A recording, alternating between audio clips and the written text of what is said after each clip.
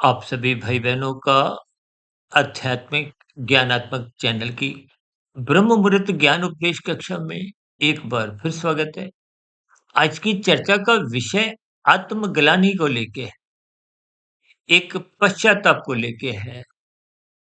देखिए ये सभी स्थितियाँ कहीं न कहीं आपके हमारे जीवन में लगभग कहीं न कहीं भौतिक स्तर पर भी बनती रहती हैं। 1 बार नहीं, 2 बार नहीं, 10 बार नहीं, पचासियों बार। लेकिन जिन स्थितियों पर आप पश्चाताप करते हो, अधिकतर वो स्थितियाँ देखिए भौतिक स्तर पर होती हैं और कहीं-कहीं कुछ आप ऐसे पाप कर्म कर जाते हो, जिन किए गए पाप कर्मों को आपको आत्मा के स्तर पर गिलानी होती है। यानी कि उस गलती का एहसास आपको होता है। लेकिन कहीं-कहीं जब आपकी सात्विक स्थितियाँ कमज़ोर होती हैं, तो वो गलतियों का जो आत्मग्लानि भी है, वो अस्थायी मानी जाती है। यानी कि पश्चाताप की स्थितियाँ भौतिक स्तर पर हैं और आत्मग्लानि की जो एक स्थितियाँ हैं, वो आध्यात्मिक स्तर पर आप अधिक अर्थों में एक सापेक्ष रूप से समझ सकते हैं। क्योंकि मनुष्य जीवन देखिए कर्म जोनि है, साधना जोनि का एक विशेष अवसर है और उस अवसर का यदि आप और हम लाभ नहीं उठाते, तो निश्चित रूप से पश्चाताप की स्थितियाँ तो उत्पन्न होती ही हैं, लेकिन आत्मग्लानि की स्थितियाँ भी मृत्यु के अंतिम क्षणों में कहीं-कहीं आपको महसूस होएँगी। हो सकता है ऐसी बातें सुनने में देखिए अच्छा नहीं लगता, हमें बोलने में भी अच्छा नहीं लगता। लेकिन स्थितियों को जितना-जितना आप गंभीरतापूर्वक लेंगे, कि मनुष्य देखिए कोई तामसी स्वभाव के हैं, कोई राजसी स्वभाव के हैं, कोई सात्विक स्थितियों में है। अब तामसी स्वभाव वाले तो देखिए गलतियों में ही जीते हैं, कानून का उल्लंघन भी करते रहते हैं और कब कितने पाप कर्म करते जाते हैं, मनुष्य को इसका बोध नहीं होता। और ऐसे तामसी मनुष्यों को जीवन के रहते-रहते तो इन सभी स्थितियों का कोई पछतावा नहीं होता, पश्चाताप नहीं होता। तो आत्मग्लानि की स्थितियाँ तो बहुत ही दूर की स्थितियाँ हैं। या यूँ को अब देखिए ना कुछ रोज पहले भारत में जम्मू कश्मीर राज्य में आतंकवादियों द्वारा जो निर्मम एक जघन्य अपराध हुए, हत्याएँ हुई। अब ऐसी स्थितियों में देखिए, ऐसे आतंकवादियों को, ऐसे हत्यारों को किसी बात का कोई पश्चाताप नहीं होता। भले ही मृत्यु के अंतिम क्षण जब महसूस होते हैं, चाहे वो देखिए किसी भी प्रकार की फांसी की स्थितियाँ हो या एक पुलिस द्वारा या सैनिक बल द्वारा कुछ अंतिम क्षणों में मृत्यु नज़दीक आती है, दिखती है, तो कुछ पश्चाताप, आत्मग्लानि की स्थितियाँ बन जाती हैं। यानी कि पश्चाताप एक साधारण अस्थायी स्थितियाँ हैं, जिनमें आप और हम बार-बार उन पश्चाताप करने के बावजूद भी देखिए गलतियाँ करते रहते हैं। जबकि आत्मग्लानि की स्थितियाँ आपके हमारे जीवन में बार-बार आपको हमें भीतर से ही एक कचोटती हैं कि ऐसी गलती मैंने क्यों की? देखिए, क्योंकि ये शब्द आत्मा से संबंध रखता है, तो इसका भी प्रयोग है। देखिए, आपके मेरे 3 शरीर हैं, स्थूल शरीर, सूक्ष्म शरीर और कारण शरीर। स्थूल शरीर के स्तर पर ही आप और हम जितने भी कानून के रूप में अपराध करते हैं। देखिए, हम तो बार-बार यहाँ तक कहते हैं ना, लाल बत्ती पे रुको, हरी बत्ती पे ही चलो। दूसरों का हिस्सा मत खाओ। ये तो बहुत साधारण सी स्थिति है और इन स्थितियों में सर एक साधारण मनुष्य अपना जीवन व्यतीत करता है।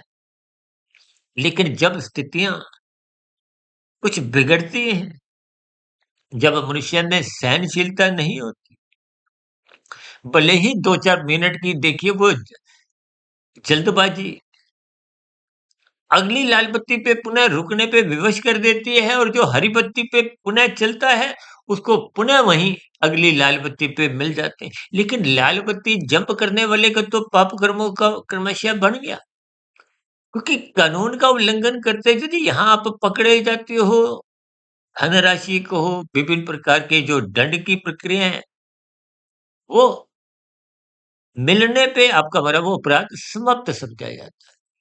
जैसे न्यायालय द्वारा किसी को देखिए 4 वर्ष की, किसी को 10 वर्ष की सजा हुई है, तो उतनी सजा भुगतने पे वो अपराध समाप्त समझा जाता है। लेकिन महात्मा की व्यवस्था में क्योंकि कर्मफल सिद्धांत की स्थितियाँ हैं, वो कर्मफल सिद्धांत की स्थितियों को मनुष्य साधारण स्तर पर तो समझता ही नहीं। अब देखिए ना किसी आतंकवादी ने 10 हत्याएँ की हैं, यहाँ तो देखिए पकड़े जाने पे भी उसको एक ही बार फांसी होने पे उसके बाद तो उसका शरीर ही समाप्त। लेकिन प्रकृति की व्यवस्था में 10 हत्याओं का 10 बार मरना पड़ता है। जो मनुष्य देखिए हज़ारों, लाखों, कभी-कभी कुछ ऐसी स्थितियों में मनुष्य देखिए अन्य जीवों की हत्या करते हैं। अब कितने ऐसे मनुष्य जो मांसाहार भोजन का सेवन दिन-रात करते हैं। तो फिर ऐसी स्थितियों में भले ही पक्षियों की, पशुओं की हत्या करने का कोई आरोप उन पे नहीं लगता। कानून के अंतर्गत तो देखिए अंडा-मांस खाने पे कोई अपराध नहीं है। लेकिन क्योंकि शास्त्र मना करते हैं, तो फिर ऐसी स्थितियों में जो कर्मफल सिद्धांत की स्थितियाँ, वो कानून से ऊपर जो शास्त्र की स्थितियाँ हैं। क्योंकि शास्त्र आपके हमारे जीवन के एक दिशा निर्देश है। पहले से ही समझा दिया गया, ये करो, ये मत करो। वेदों में तो देखिए विस्तार से इन सभी स्थितियों पे प्रकाश डाला है। क्योंकि आपकी, मेरी, सबकी आत्मा ज्ञान स्वरूप है। जब-जब आप आरंभ में कोई भी पाप करते हो, चाहे लाल बत्ती पर भागने की स्थिति हो, झूठ बोलने की स्थिति हो, किसी भी प्रकार की कोई हेरा-फेरी की स्थिति हो, आरंभिक स्तर पर आपको भीतर से चाहे मन की को हो, चाहे बुद्धि की को हो, चाहे आत्मा की को हो, चाहे परमात्मा की को हो, ये आपको एक रोकती है। ये प्रकृति की व्यवस्था को आप और हम जितना-जितना ज्ञानबद्ध, कर्मबद्ध इन सभी स्थितियों को आप 3 शरीरों के स्तर पर कर्मों से, विचारों से और संस्कारों से भी जोड़ सकते हैं। ठीक है? अपराध हो तो वो कानून का उल्लंघन गिना जाता है। शास्त्र सम्मत कर्म जब नहीं होते, तो वो पाप श्रेणी में आते हैं। अभी बताया ना कि अंडा मांस खाना कानूनी रूप से कोई अपराध नहीं है, लेकिन शास्त्र मना करते हैं, तो फिर ऐसी स्थितियों में वो शास्त्र विरुद्ध माने जाते हैं, वो पाप श्रेणी में चले जाते हैं। अब इन सभी स्थितियों का जब विचारों के स्तर पर पश्चाताप होता है, यानी कि स्थूल शरीर के स्तर पर इंद्रियों द्वारा अपराध कहो, पाप कर्म करो, वो स्थूल शरीर के स्तर पर होते हैं। मन बुद्धि के स्तर पर पश्चाताप की स्थितियां बनती हैं। यदि आप तकनीकी रूप से उस गलती का एक स्वीकार करते हो और यही स्थितियां जब संस्कार के रूप में, यानी कि गहरे भाव के रूप में आपको आत्मग्लानि होती है। आत्मग्लानि का मतलब ही है, वो गहरे दिल की एक भावना युक्त स्थितियां हैं। और कलयुग के समय में तो ये सभी स्थितियां देखिए पश्चाताप की भी बन नहीं पाती।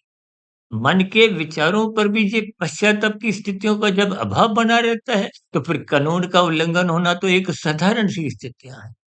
मनुष्य एक ही पाप को दिन में 10 बार करता है, 100 बार करता है, तब भी उसको पश्चाताप तक नहीं होता, जिसके फलस्वरूप उसके व्यवहार में तामसी स्थितियाँ बनी रहती हैं। देखिए, तामसी स्थितियों के पीछे का कारण भी आपके हमारे बिगड़े हुए राजसी स्थिति है, 5 भोग्य विषय है। ये संसार की जो एक साधारण स्थिति है जिसमें मनुष्य 5 विषय भोगों में आसक्ति के कारण बार-बार पाप कर्म करता है, क्योंकि ज्ञान में स्थितियाँ आधी-अधूरी होती हैं, धुंधली होती हैं। राजसी मनुष्यों को ज्ञान है तो कुछ वैसे भी नपतुला ही होता है। इसलिए तो राजसी मनुष्यों के लिए सात्विक स्थितियाँ के प्रविष्ट करवाने के लिए विभिन्न प्रकार के शास्त्रों में कर्म कांड समझाए गए। उन कर्म कांडों को ज्ञान पूर्वक करना चाहिए, लेकिन मनुष्य उन कर्म कांडों को भी ज्ञान पूर्वक कर नहीं पाता। लोभ से या भय से करता हुआ दिखाई दे। लोभ किस लिए? कि संसारी सुख वैभव मिलते रहे, और भय किसका? कि ये सुख वैभव छीन ना जाए। भारत जैसे आध्यात्मिक देश में तो देखिए विभिन्न सात्विक स्थितियां हर दूसरे पांचवें दिन आती रहती है।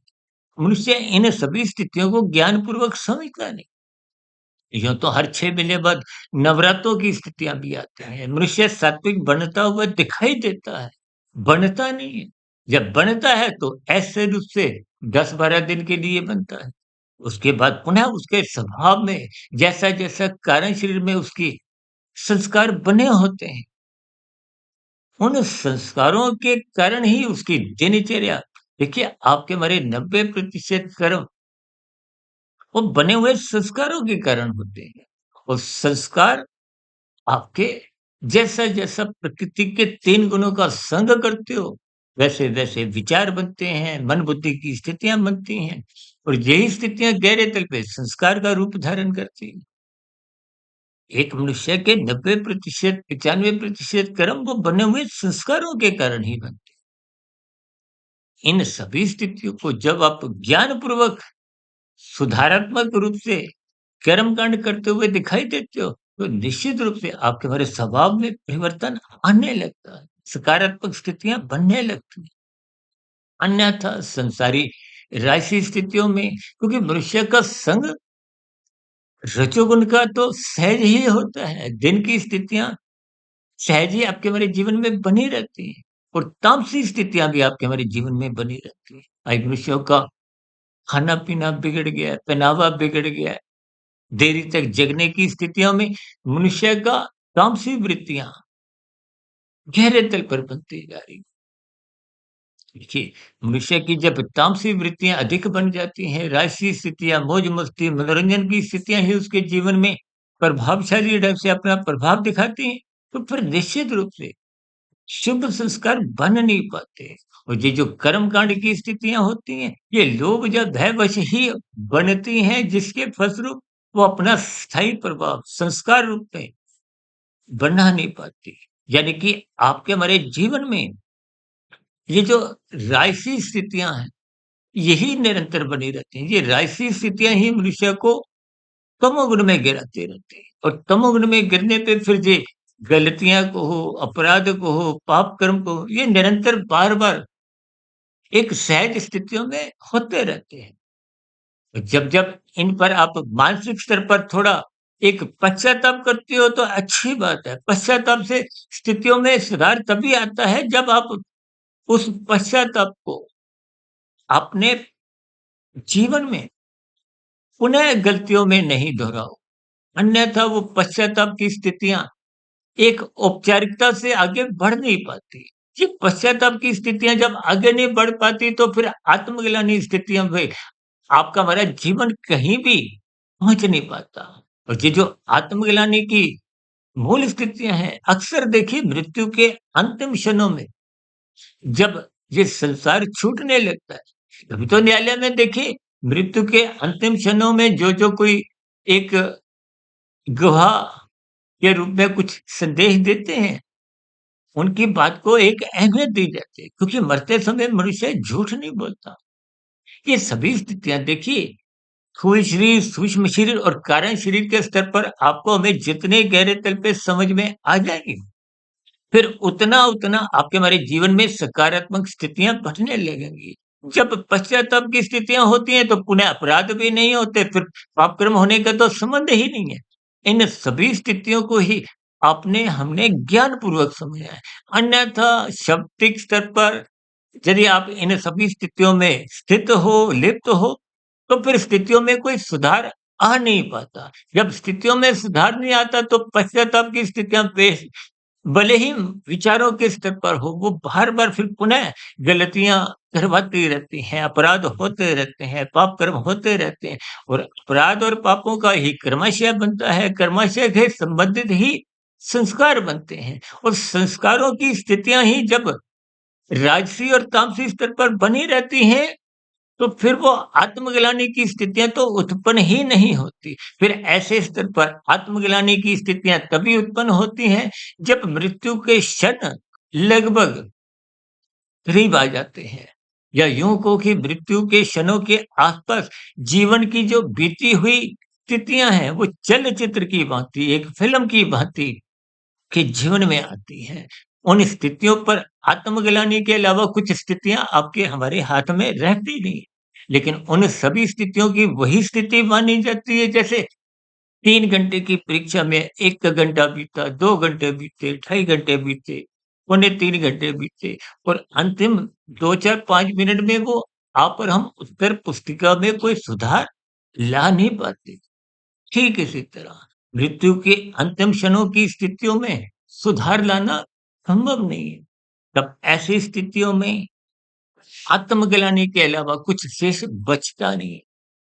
इन सभी स्थितियों को आप भी ज्ञानपूर्वक प्रकृति के 3 गुणों के संग की स्थितियों को समझिए, ब्रह्म मुहूर्त में उठें, क्योंकि वो सत्वगुण की शुद्धतम स्थिति होती है।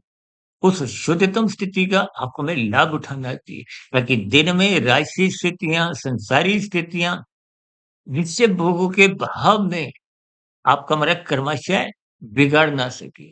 क्योंकि जब-जब रजोगुण बिगड़ता है, वो देर सवेर तमोगुण में गिरता है और तमोगुण में की गई गलतियाँ अपराध को हो, पाप कर्म को हो, वो आपका हमारा कर्माशय बिगाड़ती है और बिगड़ा हुआ कर्माशय पुनः मनुष्य योनि की प्राप्ति दिलवा नहीं पाता।